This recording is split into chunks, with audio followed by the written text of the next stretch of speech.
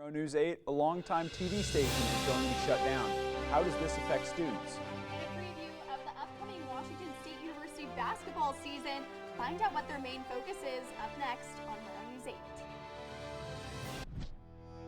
From the Northwest Public Broadcasting Studios on the campus of Washington State University, this is Murrow News 8. Hello and good afternoon. I'm Peyton Yeager. And I'm Cassidy Collins. A Latah County judge sentenced Beauville man Dane Clark to 4 years in prison today for pointing a loaded shotgun at a family member while intoxicated back in July.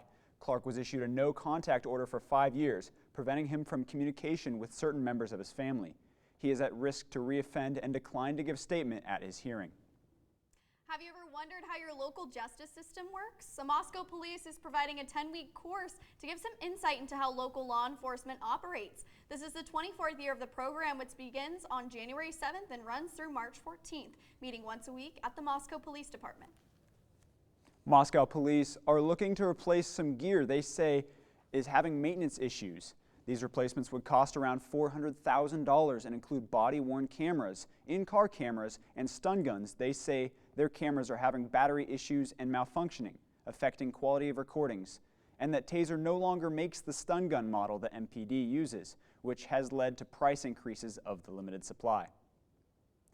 A budget crisis is forcing KWSU, the public television station based out of Murrow College in Pullman, to shut down by the end of the year. Our reporter, Rachel, is there right now with more information. Rachel?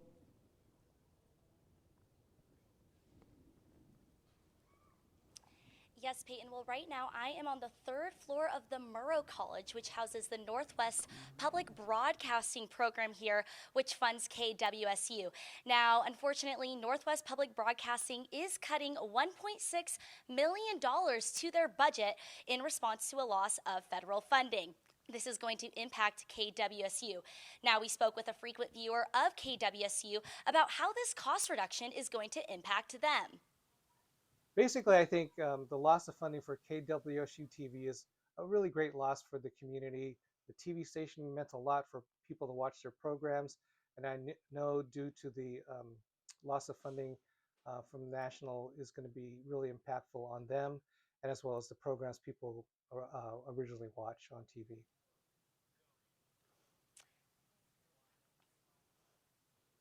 Now, even though KWSU won't be streaming out of Pullman anymore, donors of Northwest Public Broadcasting will continue to have access in their streaming services through Tri-Cities. Reporting live in Pullman, I'm Rachel Turcott for Murrow News 8. Thank you, Rachel. Pullman City Council is moving ahead with reviewing the city crackdown on short-term rentals like Airbnbs and VRBOs. The review of the regulations was approved last night, and both the Pullman Planning Commission and City Council will take part in the review. It will be of multiple items: what short-term rentals fall under the new rules, parking regulations, emergency evacuation mandates, safety requirements, mandatory inspections, violations, and enforcement policy. WSU researchers successfully reduced hospitalizations for home health care patients in the Spokane area. The Wazoo initiative, which served to properly order medication lists to reduce complications from medicinal discrepancies, cut hospital visits in half. Over the project's 10 weeks, the high-risk heart failure patients dropped from 23.4% to 11.4%. Rehospitalizations also dropped among all patients. If you're in the mood for a fright, hit the Haunted Palouse on October 18th through the 19th and 24th through the 25th. There will be an array of activities such as food, music, and a zombie hunt, haunted houses to explore. If you dare, the Haunted Palouse is located on East Main Street. Gates are open from 7 to 10 p.m. and tickets are $30. If that sounds a little bit too spooky for the kiddos, don't you fret. There will be kid-friendly attractions during the afternoon on both Saturdays from 2 to 6 p.m. This will include pumpkin painting, mini games, and even a roaming magician. No ticket purchase is necessary.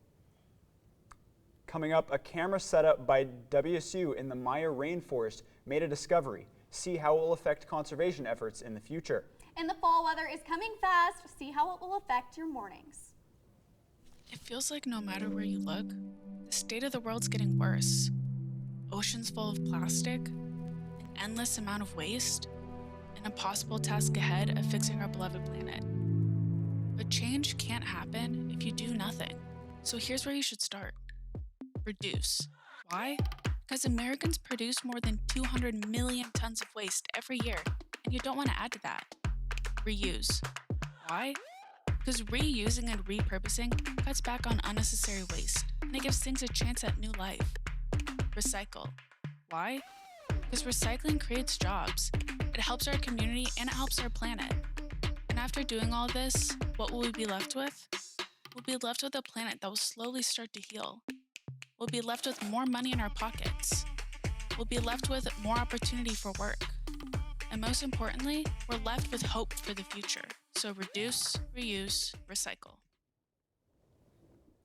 The University of Idaho is preparing the future of forestry professionals with the launching of the Forest Innovations Institute for Forestry Research. The FII will be partnering with the Center for Forest Nursery and Seedling Research, the Forest Products Lab, and the U of I Experimental Forest. They hope to use the latest research to improve public and private forest landowners, tribal governments, and other universities' forestry research. WSU researchers in the Maya rainforest down in Guatemala have captured rare photographic proof that humans can coexist with wildlife even where humans lived, logged, and hunted. The camera grid study lasted 2 dry seasons and spanned 1,500 kilometers around conservation-related Washoktun community. Thanks to the help of local village conservation efforts, and much of the biodiversity showed promising signs of thriving inhabitants. It serves as a model for how communities can use and protect nature, said Daniel Thornton, an associate professor at the WSU School of the Environment. Unlike the rainforest, Pullman is still experiencing some stable weather. Kaya, can we expect much of the same? So we are feeling a little bit of colder weather this week. So we're going to have a high of 51 and a low of 31, and it's going to be pretty sunny. But tomorrow it's going to get a little warmer, but a little more cloudier. It's going to be 56 with a low of 40, and it is going to be sunny, but it is going to be a lot more cloudy than today. If we can look over the statewide, we're getting a lot of the 60s over on this side, and then over here you can see we're getting a little colder, but still like ranging in that 50s to 60s range. And then if we can look at the 5-week forecast, Thursday, Friday, Saturday, it'll be pretty nice, a little bit cloudy, but pretty sunny. But then when we get into Sunday, it's gonna get really ugly with a bunch of rain on Sunday, and then into Monday, we're still gonna feel like the clouds and that gloomy weather. But I'll send it back to you guys at the desk. Thank you, Kaya. Up next, a preview of the MLB ALDS and NLCS series and some insight on the pitching rotations for the upcoming games. And WSU Athletics have released the jerseys for Saturday's football game. What threads are the Cougs going to be rocking?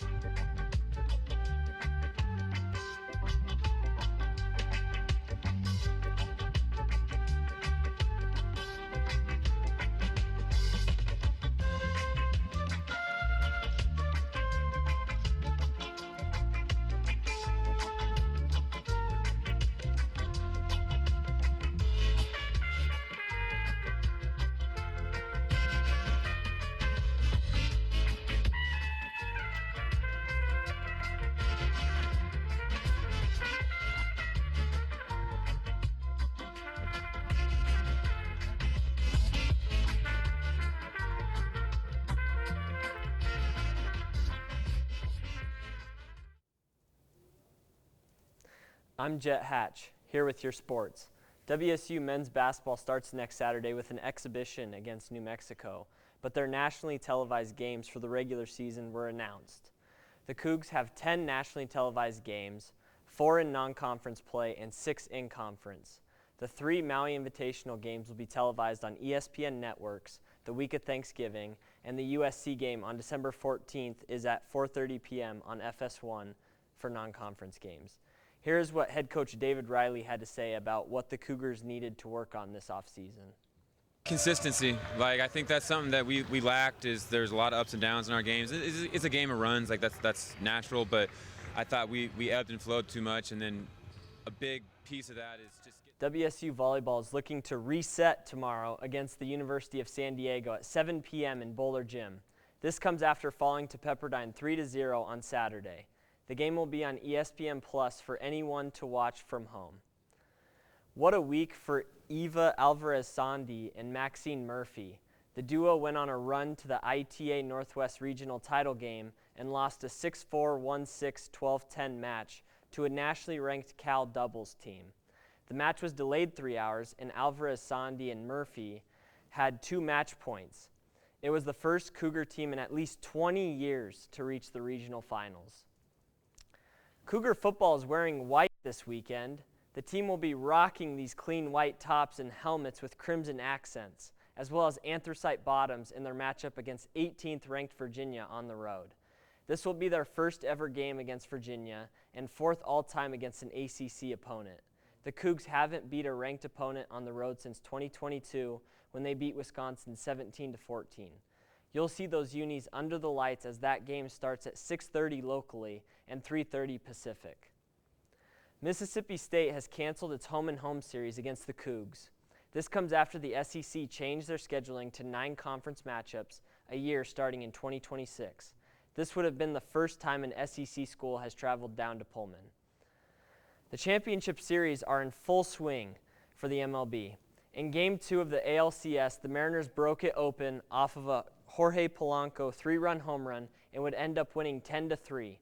In Game 2 of the NLCS, the Dodgers got out in front early and never looked back, winning 5-1. The Brewers will travel over to Los Angeles tomorrow, looking to bounce back against Tyler Glasnow and the Dodgers. George Kirby and the Mariners will look to go up 3-0 at home tonight against Shane Bieber and the Blue Jays. Week 7 of the NFL kicks off tomorrow night as the 4-time MVP Aaron Rodgers and the Steelers will head to Cincinnati to take on Joe Flacco and the Bengals. The depleted Bengals will look to get a good home win at 5:15 on Amazon Prime. Thanks, Jet. And a university tradition may be coming back to Pullman unofficially. Find out what up next on Murrow News 8.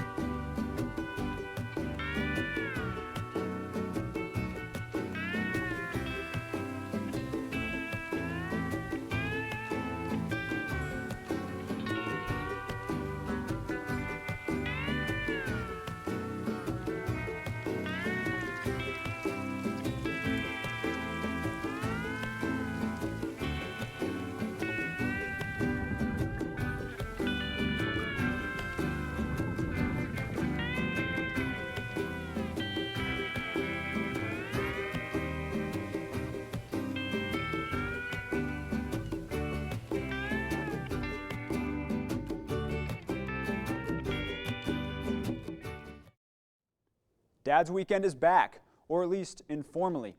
Downtown Pullman businesses will come together to host an unofficial return of the event during the Louisiana Tech Weekend on November 14th and 15th.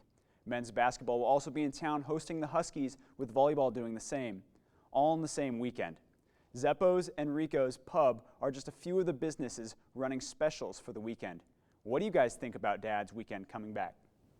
I think we were talking about this. We're not a lot of Greek life folks. I feel like it's a lot geared towards that Greek life community. However, I do think it's going to be advantageous for those businesses. When they used to have 2 different weekends, a dad's weekend and a mom's weekend, they used to make a lot of dough, and we need that, especially coming back after the pandemic. Oh yeah, for sure. And I know I can drag my dad to come do anything. Like, we'll have a good time anywhere. Absolutely. What do you guys think? There you go. I've never personally done one of the parents' weekends, but I know they are good for the community and a lot of fun to see. So, yeah. Absolutely. All right. Thank you so much for watching Murrow News 8 today. Make sure to follow all of our socials and check us out. Bye.